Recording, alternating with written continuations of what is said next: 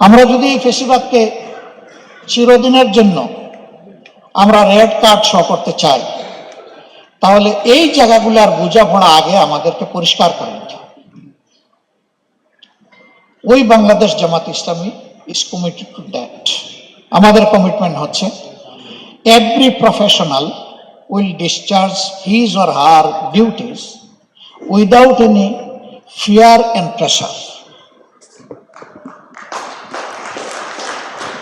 তার ভয় থাকবে না এই কাজটা করলে কে আবার নাখুশ হয়ে যায়। তার ভয় থাকবে এই কাজটা আমার জ্ঞান এবং বিবেক সম্মত হচ্ছে কিনা, আমার জন্য যে রুলস বেঁধে দেওয়া হয়েছে এই রুলসের ভিতরে আছে কিনা, এনাফ। এটা হলে তিনি আর পিছনের দিকে তাকাবেন না, ডানেও তাকাবেন না, বামেও তাকাবেন না। বাট আমরা এখন বসবাস করছি এইরকম একটা ভয় ভীতি আশঙ্কার সমাজের মধ্যে। আমরা সেনাবাহিনীকে, প্রিয় সেনাবাহিনীকে দেখতে চাই। 18 কোটি মানুষের দেশের এই সেনাবাহিনী, পৃথিবীর 7ম জনগোষ্ঠীর এই সেনাবাহিনী, বিশ্বের দরবারে তারা বাংলাদেশকে উঁচু করে তুলে ধরবেন। ইয়েস, পিস কোরের মাধ্যমে বিশ্বের বিভিন্ন জায়গায় তুলে ধরছেন। আমরা চাই বাইরে এবং ভিতরে সব জায়গায় সমানভাবে তারা তুলে ধরবেন। আমাদের সেনাবাহিনী বিশ্বের জন্য নয়, মূলত আমাদের দেশের জন্য। বিশ্বে আমরা যে সার্ভিসটা দিয়ে থাকি এটা আমাদের অ্যান্সিলারি সার্ভিস।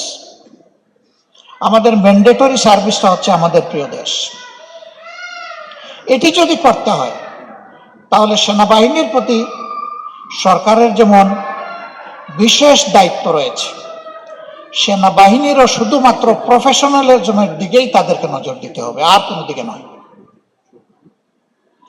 আমরা যদি সেনাবাহিনীকে একটা প্রফেশনাল ফোর্সেস হিসাবে আমরা গড়ে তুলতে পারি, দুনিয়া আমাদেরকে সমীহ করুক না করুক সম্মান করতে বাধ্য হবে। কেউ আমাদের দিকে লাল চোখ তুলে তাকানোর সাহস করবে না। আমাদের সেনাবাহিনীর সাইজ কত বড় এটা বড় কথা না।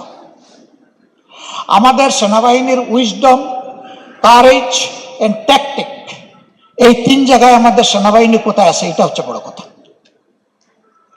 আমরা ওই 3 জায়গাকে একদম আয়রনিক করে আমরা এই জায়গাগুলা দেখার পক্ষে। সম্মানিত বন্ধুগণ, জাতি এখন একটা ক্রস রোডে। 12 তারিখ আগামী মাসে নির্বাচন হবে। আজকে থেকে হাতে গোনা 30টি দিন আছে। এই মাস 31 দিনের হওয়ার কারণে নির্বাচনের দিনটা মাইনাস। জাতীয় জীবনে এই নির্বাচনের গুরুত্ব সীমাহীন।